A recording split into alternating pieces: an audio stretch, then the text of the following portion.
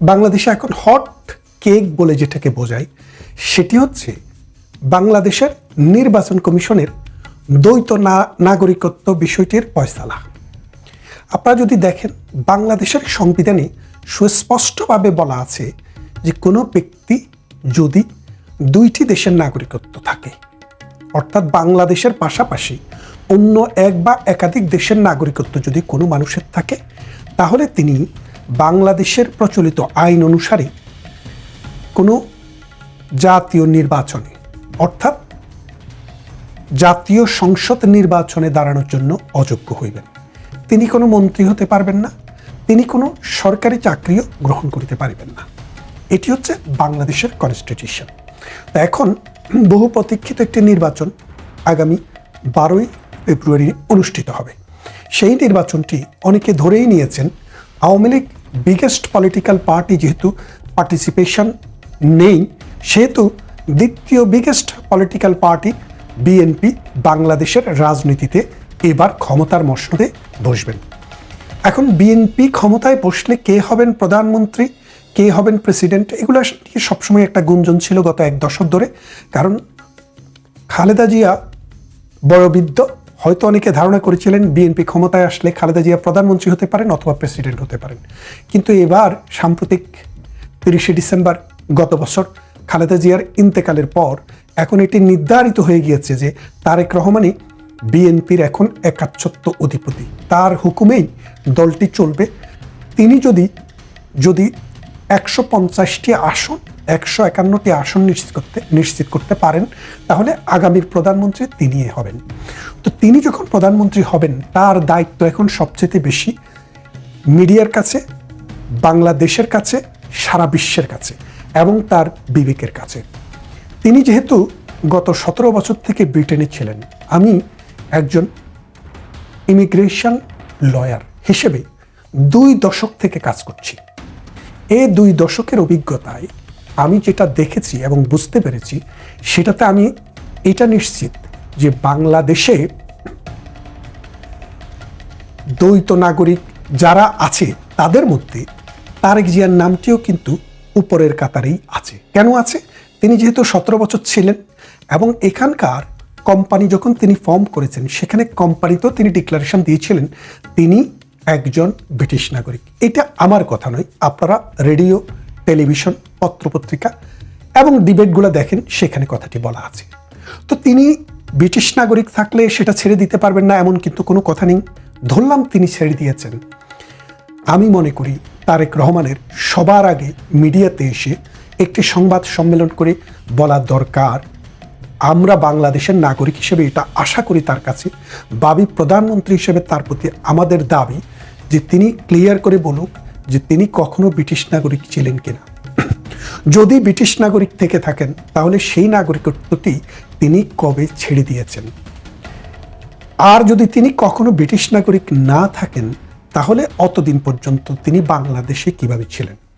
আগামীকাল যদি, অর্থাৎ আগামী নির্বাচনে 12ই ফেব্রুয়ারিতে যদি তারেক রহমান বাংলাদেশের প্রধানমন্ত্রী নির্বাচিত হন, তাহলে তিনি তো শুধু বিএনপির প্রধানমন্ত্রী হবেন না, তিনি বাংলাদেশের 18 কোটি মানুষের প্রধানমন্ত্রী হবেন। তাই একজন বাংলাদেশের নাগরিক হিসেবে আমার কিন্তু এই দাবিটি থাকতেই পারে।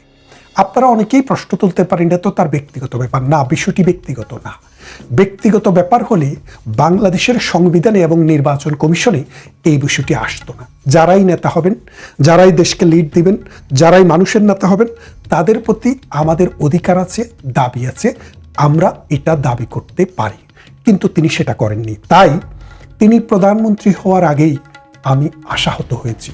কারণ আগামীর প্রধানমন্ত্রী তিনি সাম্প্রতিক একটি বক্তৃতায় বলেছিলেন, আই হ্যাভ এ প্ল্যান, তার একটি পরিকল্পনা আছে।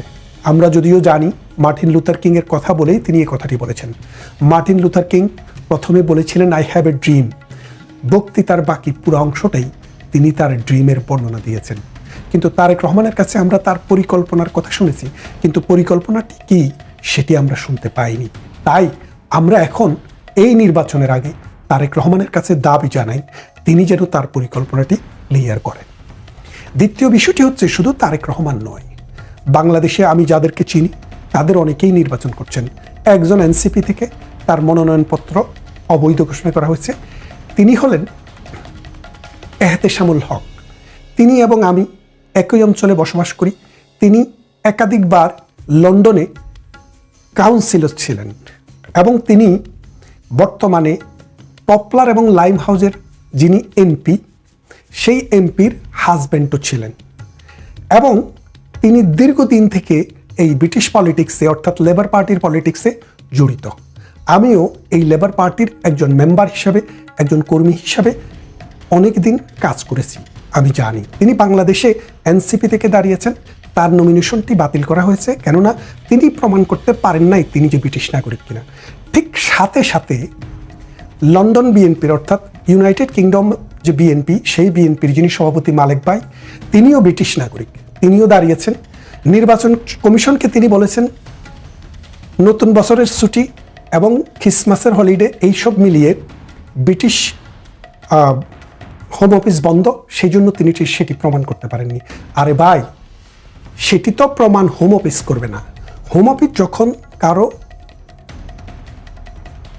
অর্থাৎ অ্যাপ্লিকেশন যদি অ্যাকসেপ্ট করে, তাহলে সে অ্যাকসেপ্টেন্সটি হোম অফিস জানিয়ে দেয়। তাহলে বন্ধের সাথে তো এটা সম্পর্ক নেই।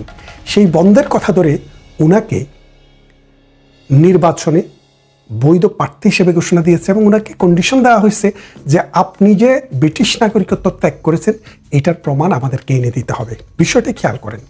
এখন ব্রিটিশ দ্বৈত নাগরিকত্ব ত্যাগ করার যে প্রসেস, এই প্রসেসটাকে বলে রিনাউন্সিয়েশন অফ ন্যাশনালিটি, অর্থাৎ নাগরিকত্ব সারেন্ডার করা। এই নাগরিকত্ব সারেন্ডার করার যে প্রসেস, এই প্রসেসে হলো আপনি একটি অ্যাপ্লিকেশন করবেন হোম অফিসের কাছে। আমি একজন ইমিগ্রেশন লয়ার হিসেবে এই প্রসেসটার সাথে জড়িত ছিলাম এবং জানি। আপনাকে প্রথমে অ্যাপ্লিকেশন করবেন। অ্যাপ্লিকেশন করা মানে আপনার নাগরিকত্ব বাতিল হয়ে যাওয়া নয়। যেমন আপনি এমপি হওয়ার জন্য ভোটে দাঁড়িয়েছেন, এটা কিন্তু গ্যারান্টি না যে আপনি এমপি হতে পারবেন। জনগণ ভোট দিবে, ভোট দেওয়ার পরে সর্বোচ্চ ভোট যদি আপনি পান তাহলে আপনি এমপি হবেন। ঠিক তেমনি কোনো একটি অ্যাপ্লিকেশন করার দায়িত্ব আপনার। সেই অ্যাপ্লিকেশনের আউটকামটি কী হবে সেটি আপনার হাতে নয়, সেটি যেই অথরিটির কাছে করেছেন তাদের হাতে। তো ব্রিটেনের একটা বিষয় আপনাকে খেয়াল করতে হবে, নাগরিকত্ব নেওয়া এবং নাগরিকত্ব ছেড়ে দেওয়া দুইটাই কিন্তু শক্ত কাজ। নাগরিকত্ব নিতে হলে কিছু কন্ডিশন আছে, কিছু পরীক্ষা আছে, এগুলো সব পাশ করার পর, রুল রেগুলেশন কমপ্লাই করার পরে আপনি নাগরিকত্ব পাবেন। নাগরিক হওয়ার পর আপনি যদি ব্রিটিশ সিটিজেন হিসেবে পাসপোর্ট গ্রহণ করেন, সেই পাসপোর্টটি সারেন্ডার করতে গেলে আপনার অনেক কিছু দেখা হয়। যেমন মনে করেন একজন ব্রিটিশ নাগরিকের উপরে সরকার যেইভাবে ইনকামের উপরে ট্যাক্স ইম্পোজ করে, একজন নন ব্রিটিশের কাছে সেইভাবে করতে পারে না। কেন পারে না? এটাকে কিছু আইনগত বিষয় আছে। ধরেন অনেক ব্যক্তিগত চুক্তি থাকে, যেই চুক্তির মধ্যে বলা থাকে যে ব্রিটিশ নাগরিক হলে এটা হবে আর ব্রিটিশ নাগরিক না হলে ওটা হবে, যার কারণে একজনের নাগরিকের সাথে নাগরিকত্বের সাথে তার সুযোগ সুবিধা, তার বিচার, তার অব্লিগেশনের কিছু সম্পর্ক রয়েছে। তাই নাগরিকত্ব ত্যাগ করার আগে হোম অফিস কিন্তু ওই বিষয়গুলো দেখে। যেমন মনে করেন আমি একজন ব্রিটিশ নাগরিক, বাংলাদেশি নাগরিক অর্থাৎ দ্বৈত নাগরিক।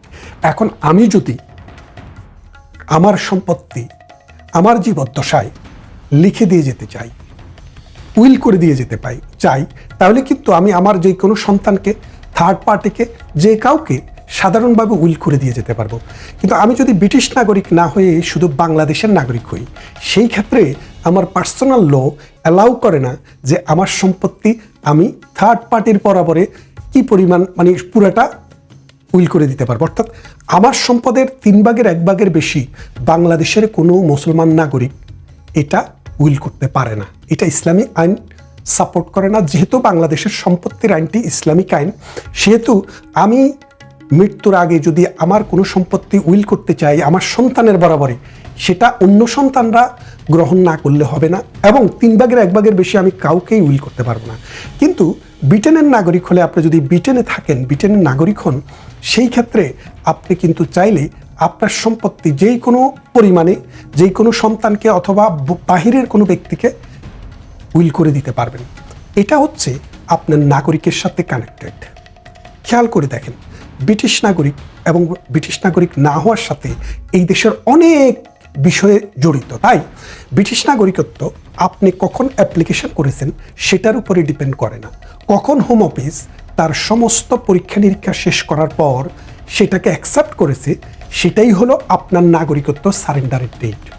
মালেক ভাই, কয়সর ভাই, ওই মাথায় চুল না থাকলে যে কি বলে পুয়াত, ওই পুয়াত, তারপরে আরেক গবাদি ব্যারিস্টার সাম্প্রতিক বঙ্গবন্ধুকে নিয়ে যে বিশ্রী কথাবার্তা বলেছে তিনি, এইরকমভাবে আরও অনেককে আমরা দেখেছি লন্ডন থেকে গিয়ে যারা ব্রিটিশ সিটিজেন ছিলেন তারা বাংলাদেশে নির্বাচন করছেন এবং তাদের কারো কারো ক্ষেত্রে ছাড় দেওয়া হচ্ছে, কাউকে কাউকে ধরে ফেলা হচ্ছে। আমি গতকাল আমার বন্ধু প্রতিম, আমার এলাকার বাসিন্দা, তার একটি স্ট্যাটাস দেখেছি, এহতেশামুল হক। তিনি বললেন যে এটি ইনসাফ হলো না। কেন বলেছেন? যে আমাকে বলা হলো যে আমি প্রমাণ করতে পারিনি, আমাকে কোনো সময় দেওয়া হয়নি, আর সাথে সাথে জনাব মালেককে বলা হলো ঠিক আছে আপনাকে কয়েকদিন সময় দিলাম, এখন বৈধ করে দিলাম, আপনি প্রমাণ করেন পরে। তার মানে বড় দলের প্রার্থী হওয়া আর ছোট দলের প্রার্থী হওয়ার মধ্যে যে পার্থক্য, এই পার্থক্যটি নির্বাচন কমিশন কি করে অ্যালাউ করলো সেটি কিন্তু সবচেয়ে বড় প্রশ্ন। গত নির্বাচন কমিশন যিনি ছিলেন তাকে যেইভাবে অপমানিত করা হয়েছে, এই নির্বাচন কমিশন মনে হয় সেটি চোখে দেখেননি, কানে শুনেননি, মনে ধারণ করেননি, যার কারণে উনিও হয়তো তার চেয়ে বড় কিছুর জন্য অপেক্ষা করছেন। এখন আমি যে বিষয়টি নিয়ে কথা বলছি সেই বিষয়টি আরেকটু খোলসা করে বলি যে ব্রিটেনে দ্বৈত নাগরিকত্ব অ্যালাউ করে। এই দ্বৈত নাগরিকত্বরা, এই নাগরিক যারা তারা এখানে নির্বাচন করতে পারে, তারা এখানে মন্ত্রীও হতে পারে। এদেশে দ্বৈত নাগরিকত্ব নিয়ে কোনো সমস্যা নেই। এদেশে এমনও মানুষ আছে 2, 3, 4টি নাগরিকত্ব আছে। বাংলাদেশের বহু মানুষ এখানে আছে যারা বাংলাদেশের নাগরিক, স্পেন, পর্তুগাল, ফ্রান্সের নাগরিক অথবা ইতালির নাগরিক, আবার সাথে সাথে ব্রিটেনেরও নাগরিক। আরও কোনো দেশের নাগরিকত্ব আছে কিনা সেটা আমি জানি না। তো এটা থাকাটা বাংলাদেশের নাগরিকের জন্য অসম্ভব কিছু নেই। এখন তারা একদিকে ব্রিটিশ নাগরিকত্ব চাইবেন, আরেকদিকে বাংলাদেশের রাজনীতিও করতে চাইবেন, সেটা কিন্তু একসাথে হতে পারে না। তাই আমরা মনে করি ব্রিটিশ নাগরিকত্ব, আমেরিকান নাগরিকত্ব, ইউরোপের অন্য কোনো দেশের নাগরিকত্ব, মধ্যপ্রাচ্যের কোনো দেশের নাগরিকত্ব থাকা অবস্থায় যদি কেউ নির্বাচন করতে চান, তাহলে আপনি বাংলাদেশকে ভালোবেসে বাংলাদেশের নাগরিকত্বটি রেখে সুবিধামতো সময়ে নয়, ঠিক নির্বাচনের অন্তত নমিনেশন গ্রহণ করার আগেই এই কনফার্মেশনটি নিন যে আপনি আর বাহিরের কোনো দেশের নাগরিক নয়। এটি কিন্তু এবারে আমরা দেখিনি, এটি হয়নি। যারা বিদেশি নাগরিক হিসেবে যাদের বিরুদ্ধে অঙ্গুলি আছে, আমরা মনে করি তারা যদি এটি জনসমক্ষে, পত্রিকায়, সংবাদ মাধ্যমে মুখ দিয়ে, নিজের মুখ দিয়ে যদি প্রকাশ করে সেটি যদি মানুষের কাছে ক্লিয়ার না করেন, তাহলে আপনার সততা, আপনার নিষ্ঠা, দেশের প্রতি আপনার প্রেম এবং ভালোবাসা সেটা প্রতিষ্ঠিত নয়। মানুষ এটাকে ভালোভাবে নেবে না এবং এর জন্য আপনারা যারাই এই ভেতরে এই দুর্নীতিটা করতে চাচ্ছেন বা করেছেন বা করবেন বললে মনস্থির করেছেন, তাদেরকে এই দেশ, এই সমাজ, এই জাতি কখনো ক্ষমা করবে না। সময় এখন আপনার অনুকূলে, আপনি খুবই ভালো আছেন, কিন্তু ভবিষ্যতে সময় যে সবসময়